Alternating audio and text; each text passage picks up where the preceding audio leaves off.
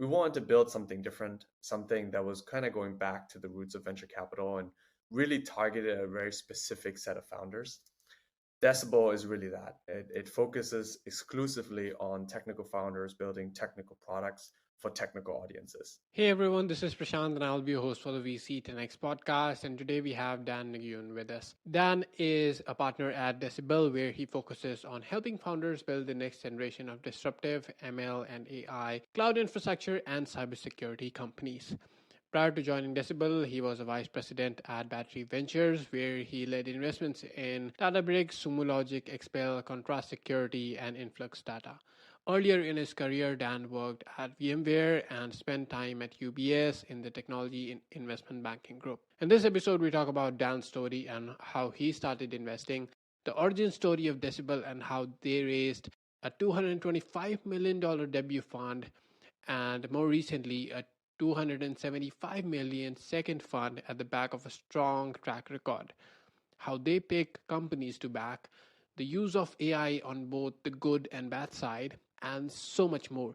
So, without wasting any time, let's dive straight in. Hey Dan, so good to have you on the VC 10X podcast. How are you doing?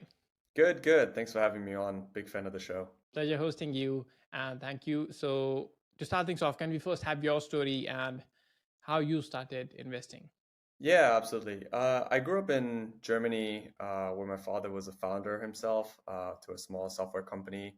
After working at HP for a very long time, so my first exposure to technology and entrepreneurship was really through him. I grew up in Munich through my formative years, and that's also a big reason why I'm a diehard Bayern Munich fan, for better or for worse. In high school, I participated in a year-long kind of exchange program where I left Germany and came to the US. And after like basically being here for like 10 to 12 months, I kind of knew I wanted to be here long term. I ended up applying to college and attended UC Berkeley. And coming out of school, I worked an assortment of random jobs, one being kind of investment banking analyst at UBS in the technology group, but none more, I would say, profound in terms of the direction I would eventually take than working at VMware. As you might know, VMware is one of the largest cloud computing companies in the world, and that is really where I went deeper into understanding infrastructure IT and cybersecurity companies, and I learned a lot about go-to-market strategies there, competitive landscaping around cloud computing, and operating a business really at scale.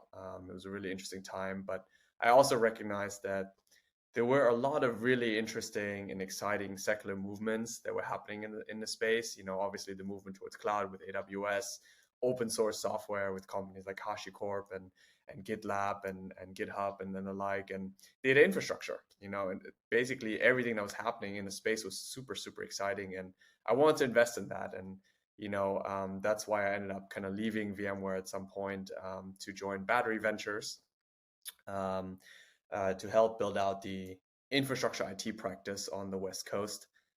And over the course of 4 to 5 years, I was fortunate enough to invest in a lot of really great companies like Databricks and Expel and SumoLogic and Contrast Security and Matillion ETL, which are all now unicorn companies, which is really amazing to see kind of being part of that ride. And about 4 years ago, I started a new journey. I partnered up with my current partner, John Sakota, who had left NEA after 12 years, where he was a GP there and built Decibel. So we've been at it for the last 4 or 5 years. We, have over 30 companies in the portfolio now, and also 4 partners. So very excited to kind of see the company or the firm kind of grow up a little bit and kind of become what it is today. So Yeah, absolutely. That's a very interesting story. And tell me more about the inception story of uh, Decibel, because all of you have very credible backgrounds, like your partner coming from NEA, a very reputable firm, yourself having prior experience in the field at VMware, and then having backed some very successful companies in your previous firm. So, how was the inception like, and how did you plan about launching the first fund?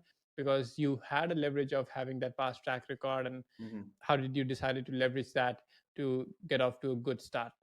Yeah, absolutely. I think where to really begin is really around like why we did it, and why John wanted to found the firm and kind of like what the ethos was around it, and observation of the venture ecosystem was that it went from a relatively small industry to becoming a very large one, right? With many funds increasing their fund sizes, really investing across all stages, really early, mid, late stage growth, private equity, public equities, and covering all sectors like consumer, crypto, SaaS, infrastructure, like literally the whole gambit. And we wanted to build something different, something that was kind of going back to the roots of venture capital and really targeted a very specific set of founders. Decibel is really that. It focuses exclusively on technical founders building technical products for technical audiences, and only exclusively at the earliest stage. And the sectors that we invest in are thereby very technical in nature. So AI, ML, cybersecurity, cloud, open source, data infrastructure, and only at seed and Series A. And what this really boils down to is that, we believe that you're able to serve founders better when you are specialized. And that is really based on the ethos of saying, look, a consumer founder pre-product market fit vastly, needs something vastly different than maybe a cybersecurity founder might need.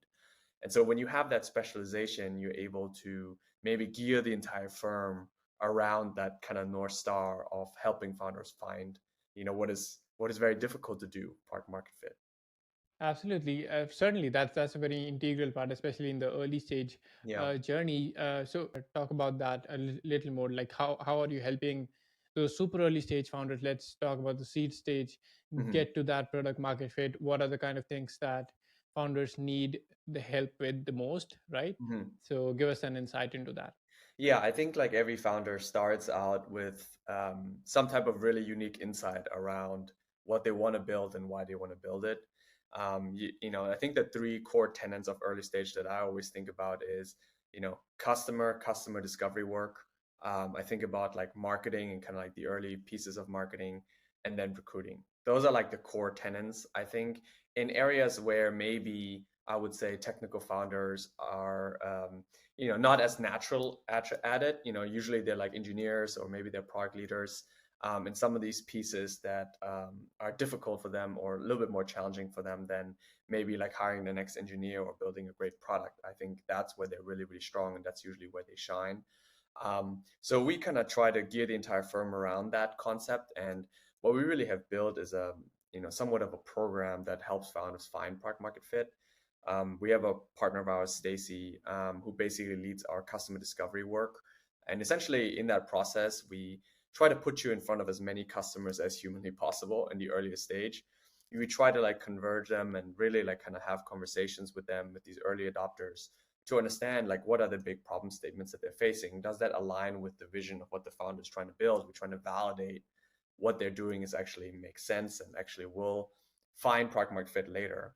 And hopefully over time, those conversations evolve into testing that eventually evolves different teams, hopefully evolves into long-term design partnerships, and then eventually hopefully turns into customers.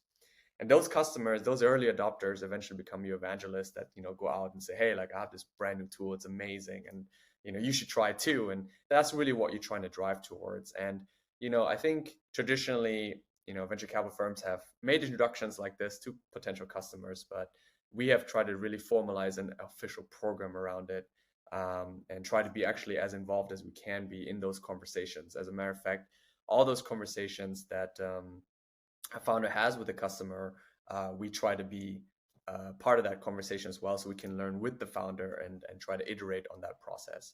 The other area that we really spend a lot of time on is marketing, and like really building if the company wants to be product led growth or bottoms up or open source, whatever it might be. We try to really help on that front with my partner Francois, who's the former VP of marketing at Twilio.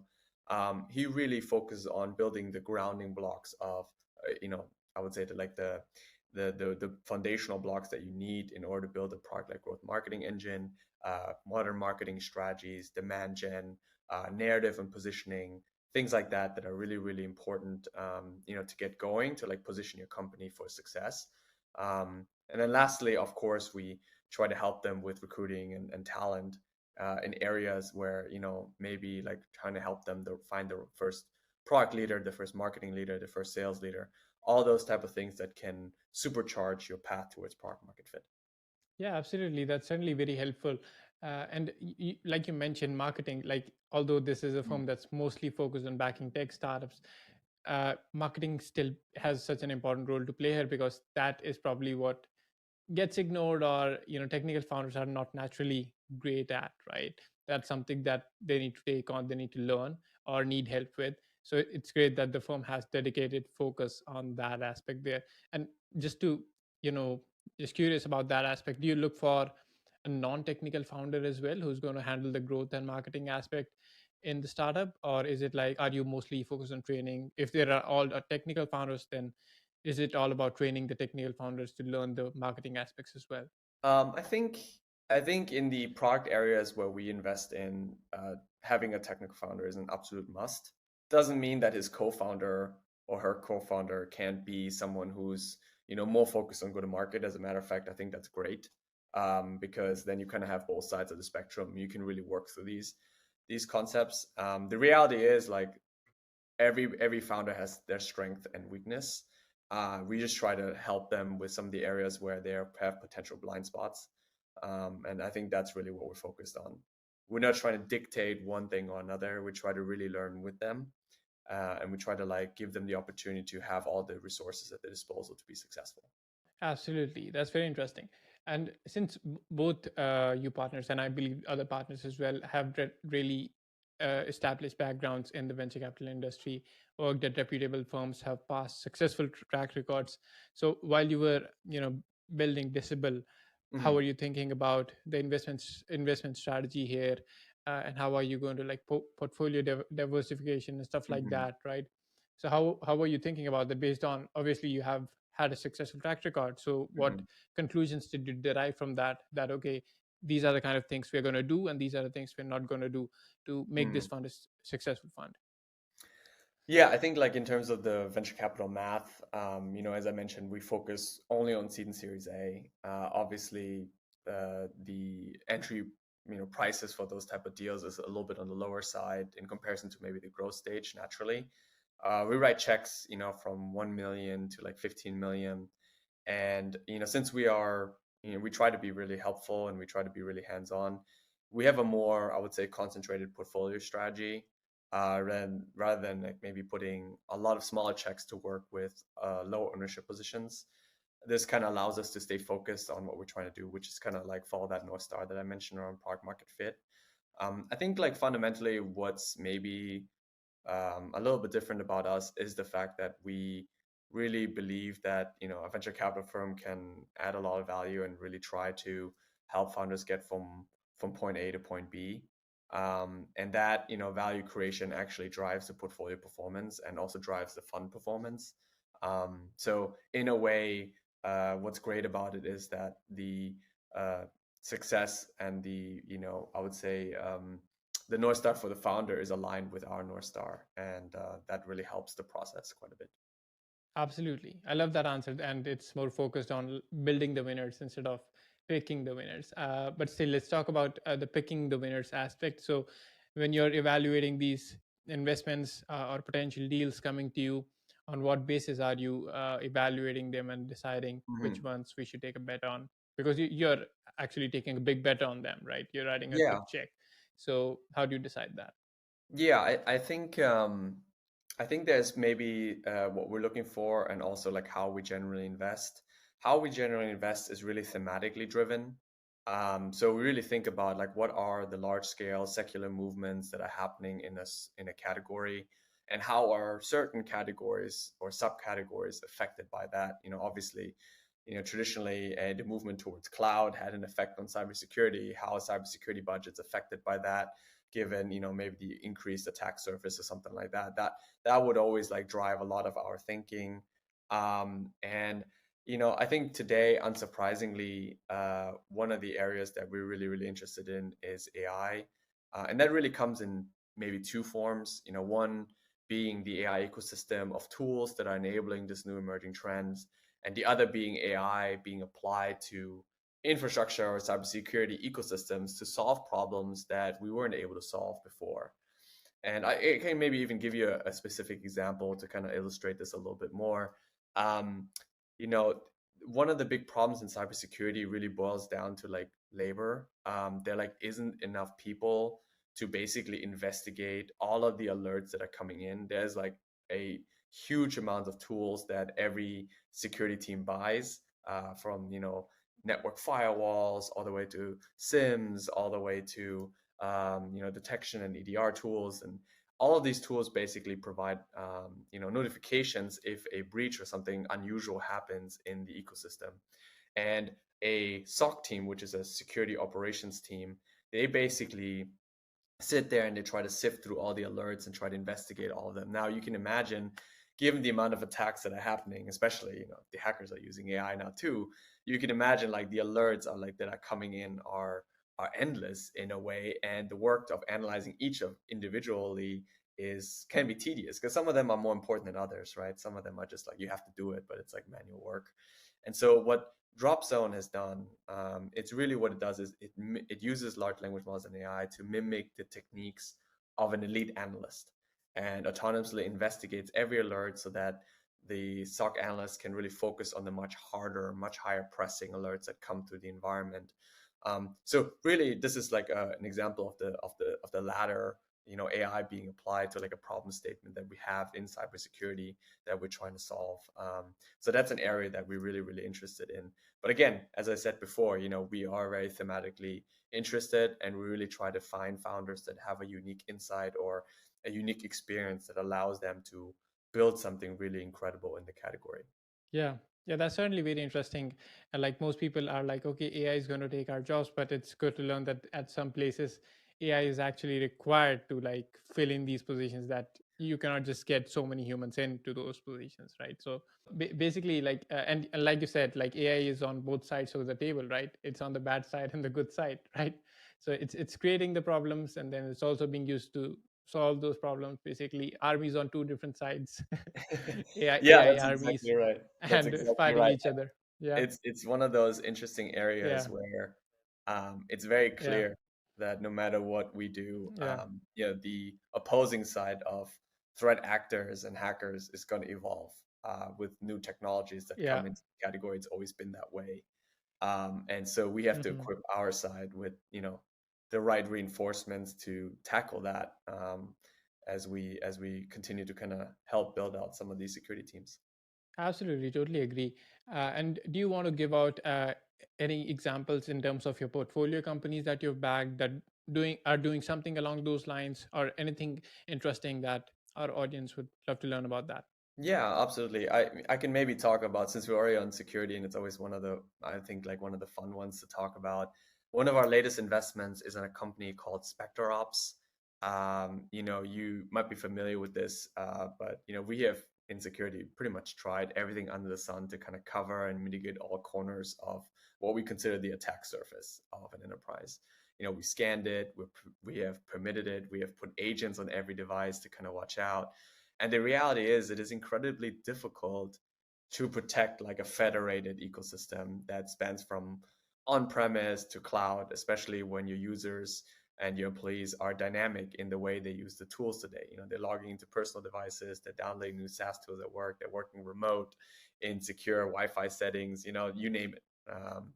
And the team at SpectreOps, they're trying to kind of flip this paradigm a little bit on its head. They were born out of a consultancy that specialized in adversarial tactics, or as they call it, kind of advanced threat actor tradecraft. And what they really do is, and in my opinion, they're the best in the business. They really try to study, security operations at companies. They try to improve them, and they make assessments. And they also provide, training, I would say, to educate some of the latest styles of attacks that occur. And so eventually they decide to prioritize something that they had been kind of doing manually for ages when they're running a red team exercise. And they use the software to kind of map out what is the optimal attack path in a Active Directory environment. Meaning, what is the most likely attack a hacker would take to, get your permissions and then, use your rules and policies against you and move through your environment. Like, very kind of interesting. I kind of call it the Google Maps for hackers. It's like, hey, like you're gonna make a left on this street, you're gonna make a right turn on this street, and then you're gonna get to the really promising, really interesting data that you can then hopefully sell or make some money on. Anyway, all these different attack paths are basically put into a graph database, and they map that out. And obviously they open source the solution, and it went basically viral. They have like 11,000 people in the Slack channel now. It's really, really exciting. And upon that kind of popularity, a lot of enterprises ask, hey, can we have like an enterprise version of this product? So this follows like the traditional open source company model. And they eventually built an enterprise version. It's called Bloodhound Enterprise. Obviously a very cool name, and I'm excited about it. And we invested in the Series A together with the folks at Ballistic, Kevin Mandia, and it's been really a really, really fun ride for us, and a very, very cool company. So you should check it out. Yeah, absolutely. It certainly sounds very interesting. And now let's talk about your investing approach, right? Mhm. So you've been investing for about 8 to 10 years now, right? You've Sure. been in the space. So how do you think has your personal investing approach evolved over these years? I think actually methodology wise, it hasn't changed as much. I still very much focus on, a very thematic based approach, a very much like thesis based approach, where I believe that, the future, of enterprise IT or cybersecurity might evolve in a certain way. And I try to build conviction around that. And once I have conviction around what the world looks like, I try to figure out like how this is affected by the IT and security budgets that basically people have available. These kind of subcategories are always really, really interesting to look at. And I would say from that point of view, I haven't really like changed my approach. I think what has changed is maybe the way I help founders, and really kind of try to be there for them, have a lot of empathy around that. The journey of building a company is incredibly hard, and it's something that takes time and patience, and it takes a lot of grit. And I think it's maybe easy, especially in downtimes, to be cynical around the founder and say, hey, like this is not working, and be disappointed by that. But I think if you really put your head on and have empathy for the founder to work through these problems in these current times, then you deserve to be by their side when things are going well, and hopefully they're ringing the bell at the Nasdaq or the NYSE, and you will know that you've kind of earned that right to be there. So I think that's really what I focus on nowadays, is really try to be better at helping founders get through. Maybe it's difficult times, or like maybe it's times where you really kind of need to be more hands-on. That's where I spend most of my time now, maybe less so. My approach is still the same. Yeah, absolutely. Love that. And talking about the time to write a check, so how long Mhm. do you typically take from a deal coming to you and then Mm. it going through all the different processes of diligence and then you finally writing the check? Yeah, so that's a great question. Our firm, as I mentioned before, has like preconceived notions about like certain sectors and certain areas we're interested in. I mentioned also that we're pretty thematically based, so we kind of know what directionally we like. Really, the fastest, or like I would say the general process that we've seen at Decibel from first meeting to term sheet can be like basically 7 to 10 business days. We can be pretty quick on that because we don't have to educate ourselves on spaces. We kind of know them. We try to validate a lot around what the founder wants to build and like the exact product specifications, and really kind of dive in there. And we also want to give them time to kind of get to know us, right? This is a long-term, relationship. Getting money is kind of easy, but like, like if you're a founder, you want to make sure that who's around your cap table is someone that you can trust and someone that you can work with for years to come. And we try to really make sure that they get a chance to speak to our founders, so they know how it is to work with us. We try to, do the diligence on our side, obviously, to kind of build the conviction around it. But generally speaking, we kind of know what we like. Absolutely, that's great. And now, talking about the current fundraising environment, it's Hmm. not as great, or maybe this is the new normal, or this is good, whichever way you want to call it. But how has that affected how you're approaching investing in these times? Has it slowed for you, or is it the same pace? What is it? I would say our pace has largely been the same. We continue to invest at the same pace as we had before. I think like to build, a strong portfolio over time, like, consistency investing is important. I think our requirements also haven't changed as much because, you have to remember kind of when we invest, right? Which is kind of like at the earliest stage. I think maybe valuations have adjusted largely in the later stage of the market. Obviously, because public multiples had come down. And so everything in the private market, when companies have already found product market fit or scale, there's like a difference and there's a valuation gap that needs to be met. I think in the early part of the market, you're really thinking about like, hey, is this an exceptional team with a unique insight in a big market? That really hasn't changed. It's still the same idea. And so since we're investing at seed and pretty early A's, we're still thinking about this in the same context. So for us, quite honestly, it hasn't changed as much as maybe the later stage of the market. We always like new ideas and we always like to evaluate new ideas. So we have been pretty active. Yeah, that's great to hear. And let's also talk about exits. What's your perspective on that? And are you thinking about that at the time of investing? That, okay, what's the Mhm. potential exit for this company? Or is that something you think further along the lines? Yeah, no, for sure. Um, I think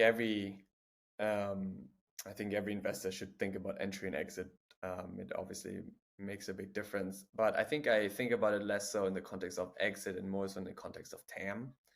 Addressable markets is always one of the hardest things to nail down. It's always really, really tough to figure out, especially when it's an emerging category or it's like an emerging technology that where we don't really know what the aspect of it might look like. So you try your best around that, and you really try to validate that with potential customers and early adopters early on. So we do think about that quite a bit, and we try to validate it with the founder. Quite honestly, a lot of times we communicate all that feedback back to the founders. There's been occasions where we actually work together with a founding team that we think is really promising and kind of incubate an idea together.